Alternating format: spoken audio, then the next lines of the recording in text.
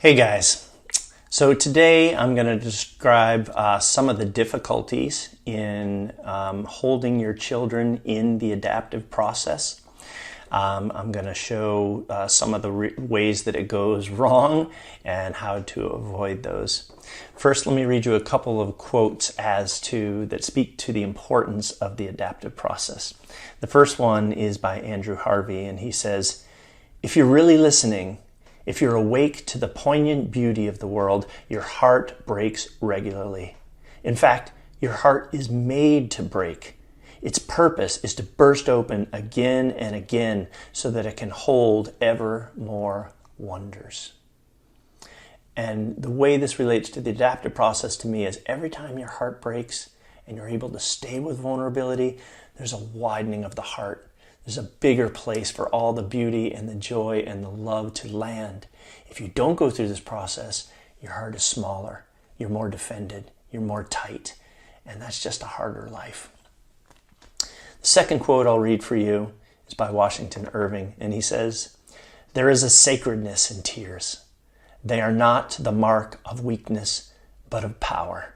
They are messengers of overwhelming grief and of unspeakable love."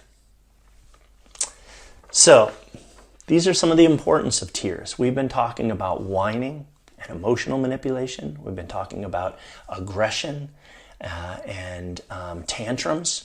And now we're talking more about tears, the soft-hearted tears. These are the kind of tears you want. You want to help your children into these, and you want to have these yourself. The more you have at least dips into this vulnerable territory, you don't have to necessarily cry each time, but dips into the vulnerable heart and you stay with it. Each time you do it, you're increasing your capacity for love in life, increasing your capacity for joy, for compassion, for all kinds of beautiful qualities that are within you. So, let me start by saying that there are three main blocks to this process happening regularly in your home. The first big block is that parents often don't know the importance of this, right? As I describe this, it might become clear to you like, oh yeah, this is a really powerful process, but a lot of times it's not intuitive that this is important for children to go through this. This is important for adults to go through this as well. The other reason is that parents often don't know how to do it. It's a difficult process. They haven't been taught to do it themselves growing up. They're maybe not be very adaptive themselves right now. So how do I offer this to my child? I have trouble with vulnerability myself, right? Fair enough. Another block to it is that the situation sometimes doesn't allow it. Sometimes it's not a safe place to cry. You're at school, not the place for it. You're at the grocery store, not the place for it. For whatever reason, the mood you're in is too tight and too controlled and too defended. Just not the right time for it. So it's situational as well. The third reason that this process doesn't happen, and unfortunately this is one of the biggest reasons, is because people's hearts have become hardened. Through patterns of time and defensiveness, they just will not let their heart open into vulnerability. It's one of these things that actually I had to relearn as an adult. I had to learn how to cry again. I had to open my heart more and more so that I could allow in more and more life. Going through residency, I saw a lot of really, really hard things, and I was held together pretty tightly, protecting myself so I could function. So fair enough, that kind of thing happens in life.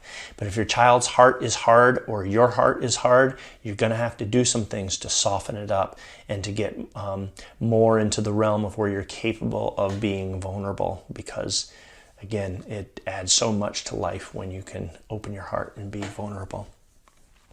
So now we'll talk about how to actually do the process. For starters, you need to be clear. You need to have clarity that this is the time and the place and the situation to do it, okay? Don't bother entering the territory. It's hard enough as it is. Don't bother entering if it's not the right time or place. Again, if it's in a situation in front of a bunch of people, it's probably not the time to hold your child in the adaptive process. Do it at home when you're away from others and not under the scrutiny. If you're not connected with your child, if you don't have a good, strong connection with them right now, they probably are not going to take your guidance into vulnerable territory. They're not feeling you're on their team. They're not feeling the love. It's like, oh, hell no, I'm not going there. Our things are already vulnerable enough, and no way. So make sure you have lots of connection before you do this. Don't do it in a place where they were just humiliated, where something really horrible happened, where they fell and they felt ashamed that they fell off their bike in front of all these people or something like that. If they're feeling lots of humiliation, that's not a great time to try to do it either. It's time to just move on and address it maybe later. The second important part of helping your children with the adaptive process is your embodiment. Tears are really hard. Whininess is really hard, emotional manipulation's hard, aggression's hard, but tears are hard. Even in the vulnerable territory, it is hard on our nervous system. It often signals to us that something's wrong, especially if we're not able to handle vulnerability ourselves. So, as a parent, you need to practice being low in your body. I have all kinds of practices at Fiercely Loving Fathers of finding your one point and developing that one point and parenting from that belly center, of developing a felt sense of presence in the lower half of your body and feeling really grounded on the earth. It's very important to be grounded when you do this process. And then once you're grounded, what can happen is your heart can open. You can feel your child from your heart. You can feel the love you have for them. And you open your heart and you attune and you dance with the situation in this open-heartedness. And then lastly, you want to be very spacious. You want to give this process all the time it needs. You want it to be able to go through the twists and turns however it needs to go. You want a lot of room. Also, spaciousness is space from all the intense feelings that are in your body, right? It's an uncomfortable thing to hear your kids cry. And if you're spacious, there's a lot of room to hold that discomfort where you don't have to jump out of it and change it. You can stay nice and steady over the long haul. And that's the third most important thing too, is you need the confidence to see it through.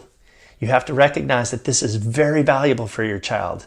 They're crying and they're upset, and parts of your brain and your nervous system are telling you something's wrong, we got to change this. But no, you need to remind yourself, no, this is a very important process for them, for the harmony of the family, for the wider situation that they're going to find themselves in. An open heart and the resilience that is developed, be confident in that and really stick to it and see it through. So, going back to our parenting models from before, parenting 1.0, the challenges that you'll usually have in this situation are you're too harsh, you're too controlling, there's not enough connection, there's not enough heart in it, so the kids don't trust you and they don't want to go there and they're going to tighten up. It just doesn't feel like a safe space. What you'll need to do is you're probably really good at setting the wall of futility, but you need to be better about the connection with the child and bringing them into their softer feelings and allowing for those softer feelings and trusting those softer feelings and being vulnerable yourself as you hold them and love them. For parents in the 2.0 situation, a few things happen in your situation a lot.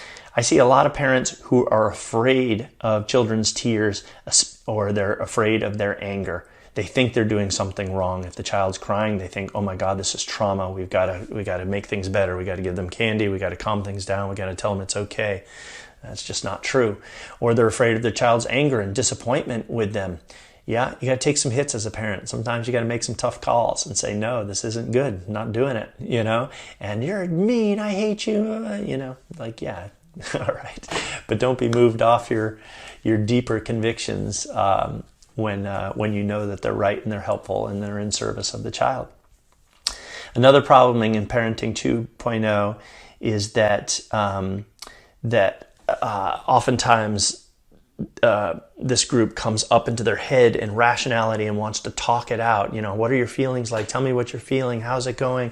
Let's solve this problem. And everything comes up to the head. The adaptive process is primarily an emotional process.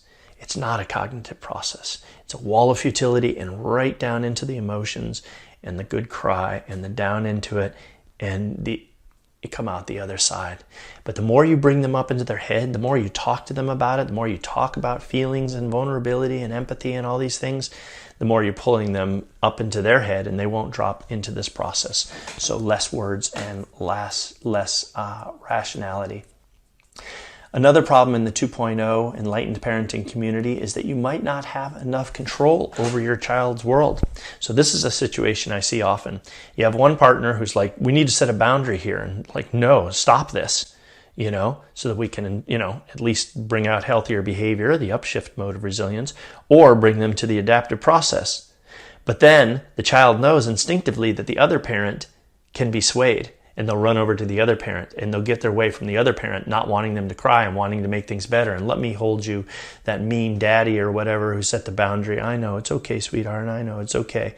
So in that situation, you don't have enough power to bring them through the process. And it just was short-circuited by your partner, just like taking that experience away from both of you.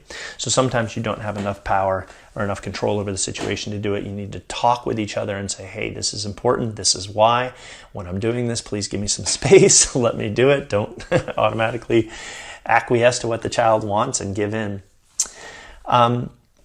In Fiercely Loving Fathers, the way that I look at it is it's so valuable to say, no, not this way, and be confident that you are helping them either into their upshift behaviors, better impulse control, more cooperative with others, or let me bring you into your tears, into your vulnerability.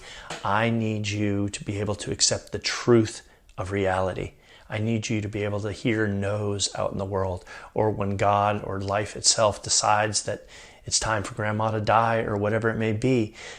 Real compassion is the ability to be kind and help people stay with the truth of the situation.